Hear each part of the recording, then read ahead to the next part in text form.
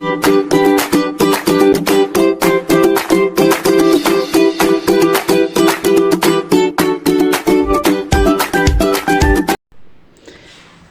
صل وسلم وبارك على سيدنا محمد وعلى اله واصحابه اجمعين. ازيكم حبايبي، عاملين ايه؟ يا رب دايما تكونوا بخير وفي احسن حال.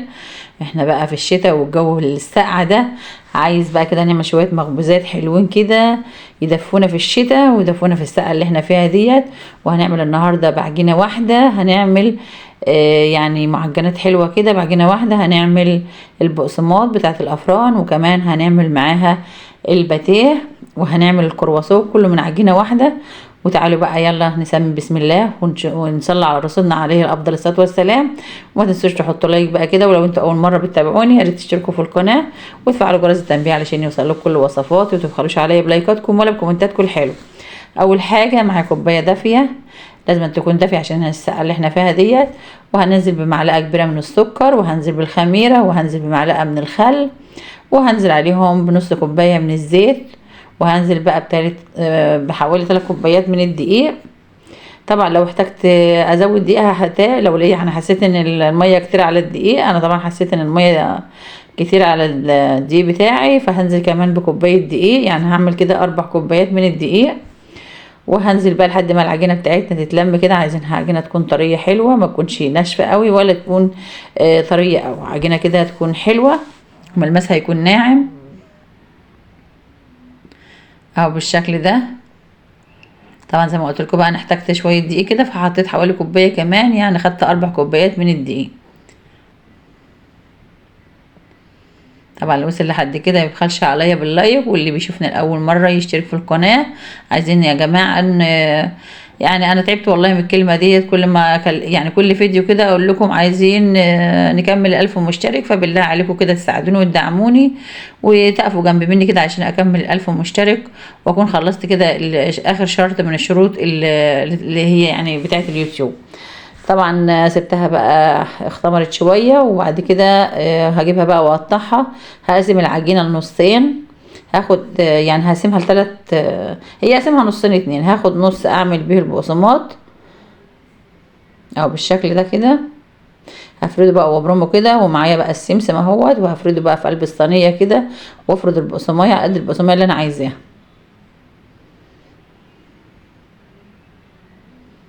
او بالشكل ده كده، طريقته سهله خالص وبسيطه خالص اهيت. تبرميه كده لحد الحجم اللي انت عايزاه، وبعد كده بقى بتقص الاطراف وتسويه وترجعي تحطيه في الصينيه. يعني سهل جدا وجميل جدا وبسيط، تقدري تعمليه في قلب البيت بقى كده، ومع كوبايه شاي حلوه كده تفطري بيه، يدفيكي بقى في السقعه والشتاء اللي احنا فيه ده. عارفين ان الشتاء عايز بقى المخبوزات، وعايز بقى المحشي والحاجات الاكلات الحلوه اللي بتدفي ديت. فكده بقى انا عملت اهوت العجينه اللي انا خدتها عملت لي ساقطين 2 من الكبار، يعني عملوا لي حوالي نص كيلو من كيلو من البقسماط اهو بالشكل ده. هسيبهم بقى كده يرفعوا ويخمروا بقى براحتهم. بعد كده هنروح بقى الوصفه بتاعتنا التانية، وهي اللي انا هعمل بقى، هي عجينه واحده هعمل منها الباتيه وهعمل منها الكرواسون. بفردها بقى بالشكل ده كده.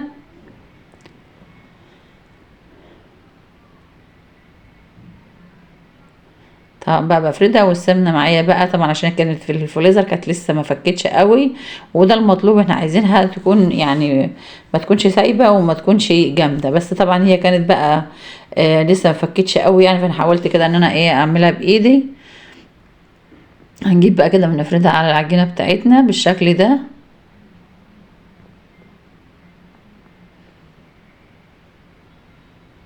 يا ريت ما تبخلوش عليا باللايكات يا جماعه، واللي بيشوفني لاول مره يشترك في القناه، وكومنت منكم حلو كده يشجعني. طبعا بقى بعد ما فردتها وعملت الزبده عليها، هلم بقى نص العجينه وهتنيها على كده، يعني هاخد النص واتنيه، وبعد كده هدينه بالسمنه، وبعد كده هجيب الطرف التاني على النص اللي انا تنيته.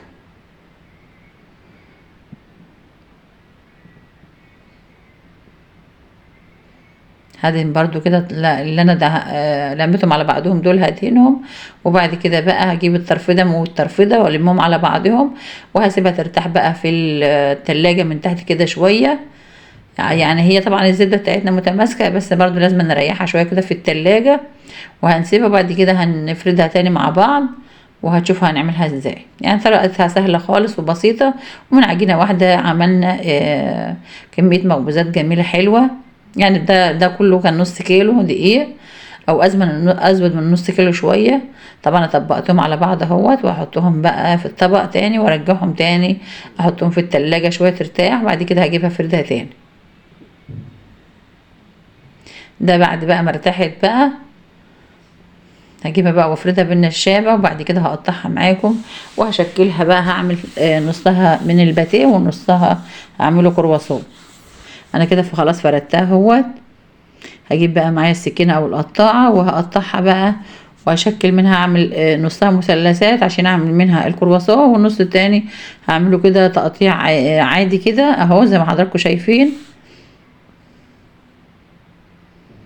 اعذروني، يعني انا كنت بصور وبقطع يعني بصور بايد وبقطع بايد، فاعذروني كان التصوير مش مظبوط كويس يعني.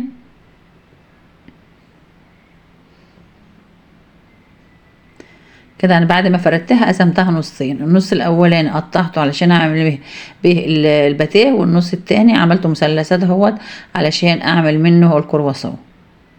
يعني سهل خالص وبسيط. انا بقى مش هعمل له بحشو خالص، انت بقى حابه تعمليه بجبنه، تعمليه بشوكولاته اللي هو الكرواسون او الباتيه اللي يريحك. انا طبعا هعمله من غير حشو خالص، هعمله كده ساده لوحده اهو بالشكل ده، جنب كوبايه شاي بقى جميل كده ويدفينا في الشتاء اللي احنا فيه ده، وحاجه كده سهله وبسيطه.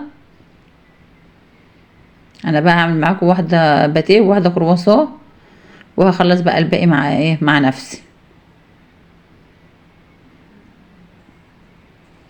طبعا بعد ما بخلصهم بقى كده لف، هجيب بقى بضاية احط عليها شوية من الخل، وهربهم كده وهدهن بيهم الوش بتاعنا. لو انت بقى مش حابة البيض، ممكن لو عندك لبن. انا ما كانش الصراحة ما كانش عندي لبن، فاكتفيت ان انا اعملها بالبيضة كده وشوية الخل وخلاص. فانت لو ما بتحبيش بقى البيض، ممكن تجيبي شوية لبن وتدهني بهم وش المخبوزات بتاعتك. بس طبعا البيض بيديها بقى، بيخلي وشها محمر ويديها شكل جميل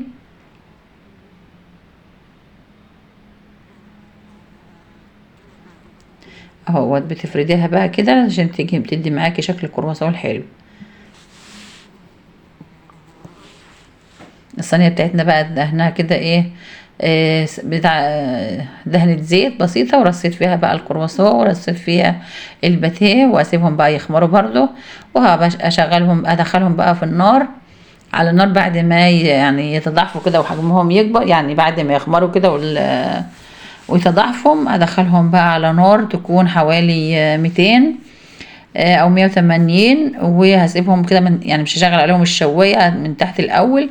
اول ما احس ان هم خدوا كده لون من تحت واحمرهم، هبدا احمر الوش بتاعهم، وهتشوفوا احلى باتيه واحلى كرواسون مقرمش وجميل ومورق وزي الفل. طبعا انا بدهنهم بقى، بدهن وشهم بقى هو بالبيض. وطبعا تقدري بقى تحط عليهم سمسم حبة البركة اي حاجة انت عايزاها، عايزة تسيبهم حتى سادة كده مفيش مشكلة.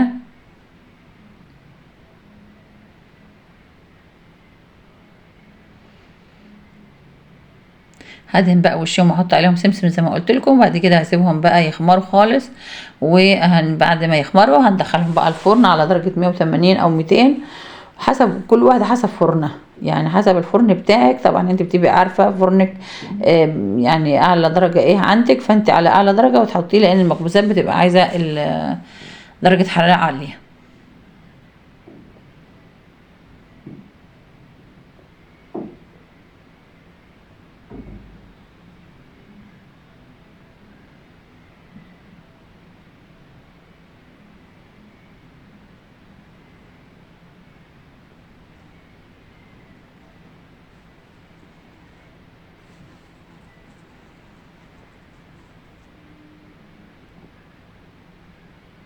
كده خلصتهم اهوت. وبتسيبي بقى من كل واحده واحده مسافه، علشان طبعا الحجم بتاعهم بيتضاعف شويه. هما طبعا صغيرين قوي، اول ما هيعملوا هيبقى يعني معقوله، مش هيبقوا كبار قوي ولا صغيرين قوي، يبقوا معقولين. فطبعا لازم تسيبي مسافه كده بيناتهم. وكمان كانت الصينيه دي كبيره عليهم، يعني كبيره شويه، فكنت سايبه يعني بينهم وبين بعض فراغ كده، علشان لما يختمروا حجمهم يتضاعف ما يلزقوش في بعض. ودلوقتي كان معانا بقى البصمات بتاعتنا اختمرت اهي، بقت زي الفل. هناخدها بقى على الفرن بتاعنا على 150 او 160. هنولع من تحت، بس اول ما تاخد القعر يتحمر من تحت كده هندي بقى الوش بتاعنا، وهيطلع بقى بالجمال والروعه ده. شايفين بقى جمال وروعه كأنك جايباهم من الفرن، وجميل جدا وهاشش وناشف وما فيهوش اي حاجه. انا بوريكم ده لسه كان طالع من الفرن خالص اهوت. ودي الصاجه التانية. انا طبعا بعملهم في فرن البوتاجاز، فبطلع واحده بواحده. دي الاولانيه ودي التانية هي. كلهم واخدين وش تحمير جميل، والقعر بتاعهم جميل وحلو وناشفين وزي الفل. يعني بكوبايتين 4 كوبايات دي عملنا وصفتين 2 اجمل من بعض، يعني جمال جدا وحلوين، ويدفونا بقى كده مع كوباية شاي. المخبوزات انتوا عارفين الشتاء بيحب المخبوزات ويحب الحاجات اللي هي حلوة كده وتدفي. شايفين بقى البقسماط حلوة وجميلة اهي. هوريكم واحدة كده وانا بكسرها، وشها زي ظهرها بالظبط، وقلبها جميل ومفرغ وزي الفل خالص. ازاي قلبها هاشش من جوه. طبعا انا بعمل لكم دي وهي لسه يعني كانت لسه دافيه خالص.